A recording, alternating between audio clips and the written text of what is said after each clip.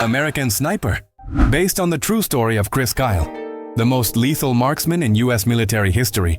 The film becomes a study of weight and perception. Bradley Cooper delivers a restrained, powerful performance. Every blink feels like a plea for rest. He doesn't play a hero. He plays a man torn between the precision of his aim and the uncertainty of his own conscience. Eastwood directs without judgment, with an almost ghostly tone. The war is seen from a distance, through the moral scope of the rifle. Every shot is a choice, and every return home is a different kind of battle. When silence falls, it's the loudest sound of all. American Sniper doesn't glorify, it questions. The camera lingers on the eyes, not the target. And that's where the real battlefield lies. Fury. Fury traps you inside the steel coffin of an M4 Sherman, where the engine's roar blends with the echoes of fear. David Ayer drags the audience into that claustrophobic space, a world of mud, oil, and terror. Brad Pitt leads the crew as a battle-hardened commander shaped by loss and dirt. Around him, Shia LaBeouf, Logan Lerman, and Jon Bernthal embody the fractured pieces of a broken generation. Then comes the defining moment. The Fury tank, crippled and surrounded by hundreds of enemy soldiers. The sky darkens, footsteps close in, and the silence inside weighs heavier than the armor itself.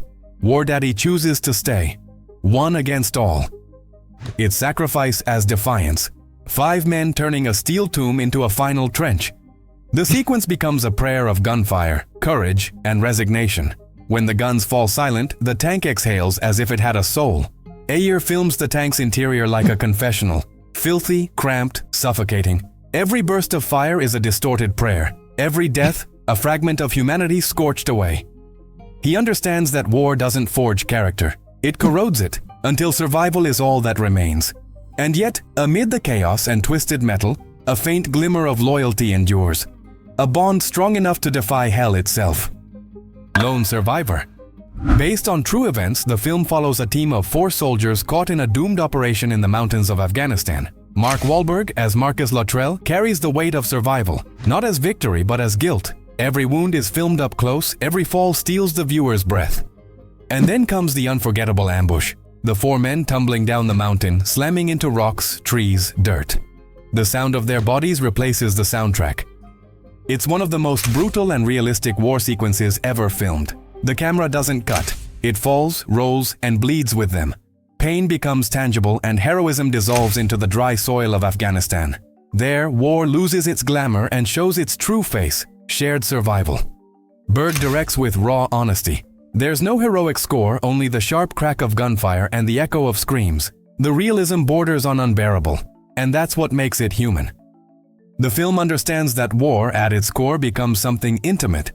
The instinct to protect another person even when everything is lost.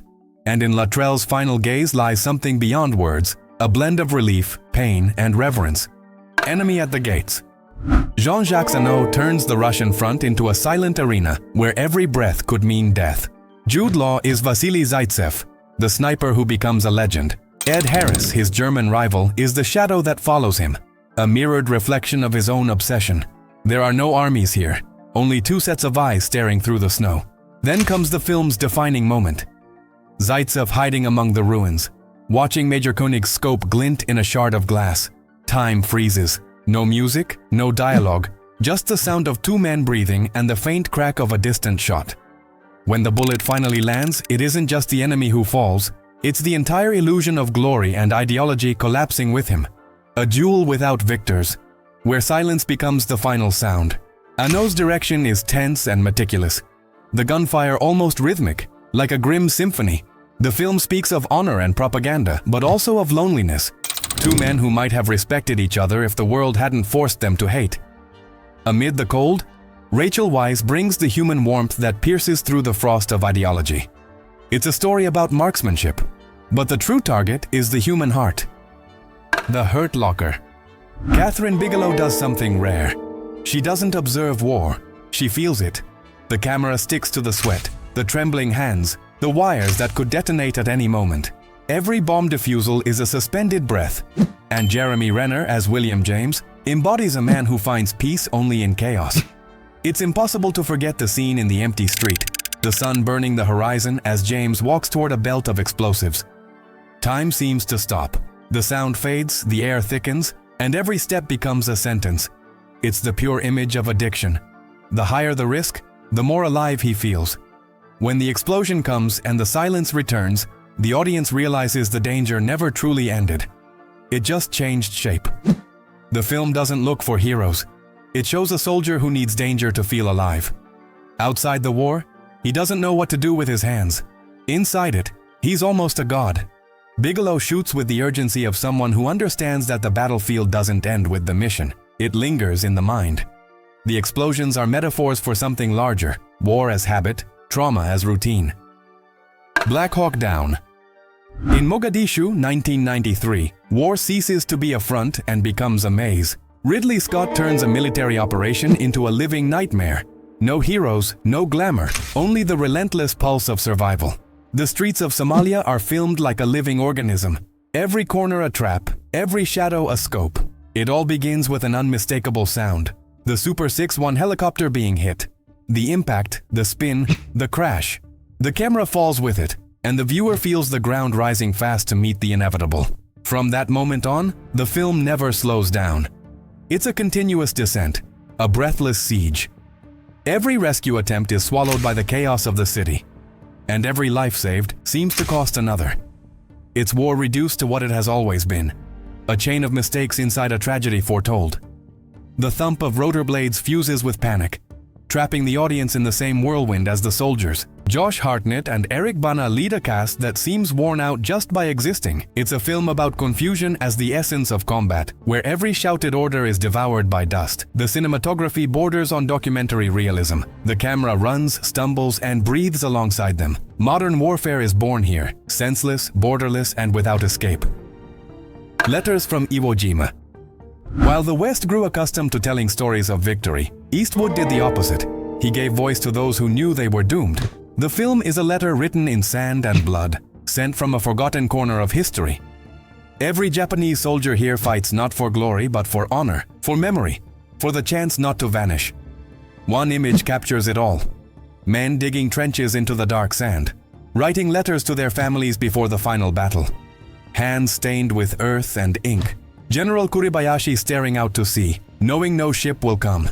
Then, silence. The letters being buried, as if the island itself were keeping their words safe for the future. In that moment, the enemy disappears, and only the human remains. Ken Watanabe delivers a performance of melancholy and quiet nobility. A general who understands that duty can be a prison. The washed-out cinematography blurs the lines between earth, flesh, and despair. Eastwood directs with the patience of someone who knows empathy is the greatest act of courage.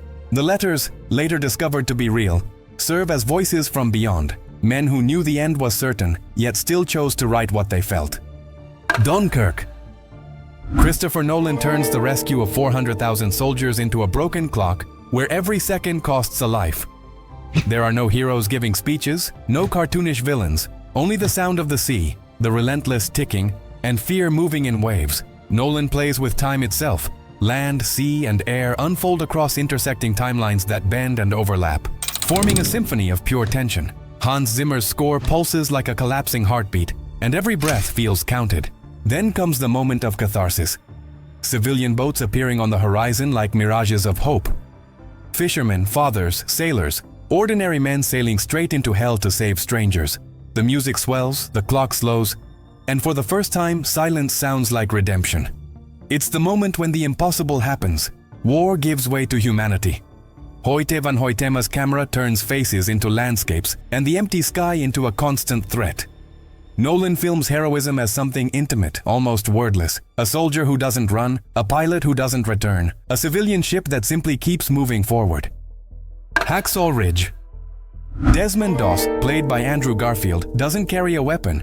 He carries conviction. While the world around him descends into madness on the Okinawa front, he clings to a belief that saving is more powerful than killing. And the miracle is that the film believes it too. At the height of hell, Doss stands alone atop the escarpment, surrounded by smoke and bodies. Wounded and exhausted, he whispers, "Please, Lord, help me get one more," and steps back into the fire. With each descent, another life pulled from the abyss. The rope sliding through his burned hands, the weight of the wounded, the distant roar of shells. It all becomes a physical prayer. It's the defining scene of the film, and perhaps of heroism itself. Gibson directs with the fervor of a preacher and the brutality of a war chronicler. The battle scenes unfold like infernal choreography. Explosions, screams, smoke, chaos, and in the middle of it all, a man on his knees, praying. Every life saved is a miracle ripped from the jaws of the impossible. Garfield delivers a luminous performance, a mix of innocence and transcendence. He doesn't fight against war. He proves that even within it, there's still room for compassion. Platoon. Here, war isn't heroic. It's dirty, chaotic, and stripped of all morality. Oliver Stone films as if exorcising memories, each frame a fragment of his own guilt. The jungle has no sides, only voices screaming through smoke and mud. Then comes the moment the world never forgot. Sergeant Elias running wounded through the forest, arms raised to the sky as the helicopter pulls away. Gunfire merges with music, and for an instant, war hangs suspended between the divine and the damned. It's the ultimate image of lost innocence, a good man dying in chaos while the rest of humanity looks the other way. Charlie Sheen is the eyes of a young soldier thrown into madness, naive, disoriented, struggling to understand the point of it all. On one side, Sergeant Elias, the voice of conscience. On the other, Barnes, pure brutality. Between them lies the film's true battlefield, the internal war no army can win. The camera moves like it's wounded, groping through the shattered morality of a nation. There are no speeches here, no redemption, only the bitter realization that war is a cracked mirror where every man sees what he fears most. The Deer Hunter. Michael Cimino doesn't film the war. He films what it takes away. Before the conflict, we see ordinary men in a small industrial town. Weddings, hunting trips, laughter, the illusion of a simple world. Then comes the silence, the horror, the emptiness. And then, hell itself. A suffocating basement, a circle of soldiers, and the dry click of a revolver. The camera stays still, sweat dripping, despair held in place. It's one of cinema's most haunting scenes, not for showing death, but for showing what it does to those who remain alive.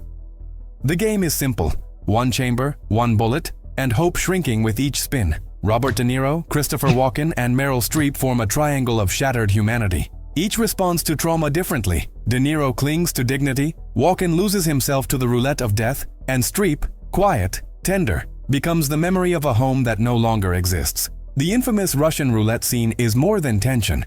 It's a symbol of war as addiction and destiny. The trigger isn't just physical, it's existential. Inglourious Basterds. Here, history isn't told. It's reinvented. Tarantino turns Nazis into caricatured targets and film itself into a weapon. Every scene bursts with style. Dialogue sharp as blades, silences that stretch into eternity, and humor so acidic it could ignite gunpowder. It all begins with the scene the world will never forget. Colonel Hans Landa sitting at a French farmer's table. A glass of milk, a polite smile, and terror growing millimeter by millimeter. It's a dance of words where every pause is a threat. When the creak of footsteps above the floorboards betrays the lives hiding beneath, Tarantino turns conversation into torture and silence into a scream. Brad Pitt leads his squad with an impossible accent and the swagger of a biblical anti-hero. Christoph Waltz, on the other hand, redefines villainy with a courteous grin, a wolf wrapped in intellect. The film celebrates absurdity with surgical precision. Tarantino doesn't chase realism, he seeks catharsis. And in the end, he achieves the impossible. Fiction triumphs over history. It's cinema's ultimate gesture, to correct the past with fire and film. Full Metal Jacket. No other film depicts the birth of brutality with such mathematical precision. Half the story unfolds far from the battlefield. Yet it's there, in the barracks, that hell truly begins. Sergeant Hartman molds young men into machines with nothing but his voice and his stare. Every scream is a chisel strike, carving flesh into obedience. And then, silence. The white bathroom, the metallic echo. Private Pyle seated with the rifle between his knees. The camera doesn't judge. It simply observes the collapse of the human mind with surgical detachment. The shot that follows is the sound of innocence dying. From that moment on, the world will never be symmetrical again. Kubrick films with geometry and chill precision, as if studying an experiment. Chaos becomes a calculated design. And when Pyle finally breaks, that instant when the mind can no longer bear the uniform, the viewer realizes the war has already begun, inside the head. By the time we reach Vietnam, the horror no longer shocks. It feels familiar. And it's that familiarity that terrifies. Apocalypse Now. Nothing here is literal. Everything is fever, delirium, smoke. Coppola didn't want to depict Vietnam. He wanted the audience to feel the collapse of reason. Every scene looks scorched by sun and madness. The thump of helicopters merges with Wagner, and the jungle becomes a distorted mirror of the American soul. Then comes the village assault, helicopters dancing in the sky to the ride of the Valkyries. War turned into opera, massacre turned into spectacle. Colonel Kilgore, with his deranged grin and the line that burned into history, "I love the smell of napalm in the morning," captures collective insanity. Killing has become routine, and horror, a kind of poetry. Martin Sheen, wounded both in and out of character, carries the eyes of a man who's already been through hell before the camera even rolled. And Marlon Brando, emerging from the shadows not as a man but as an idea, embodies power decayed into madness. The entire film is a philosophical expedition, not to find an enemy, but to find the exact point where man loses control of himself. Vietnam is just the backdrop. The real war is internal. Saving Private Ryan. It isn't just a film. It's a physical experience. From the landing at Omaha Beach, every camera tremor, every burst of sand and blood seems to tear through the screen. Spielberg doesn't film battles, he recreates trauma. The gunfire doesn't sound external.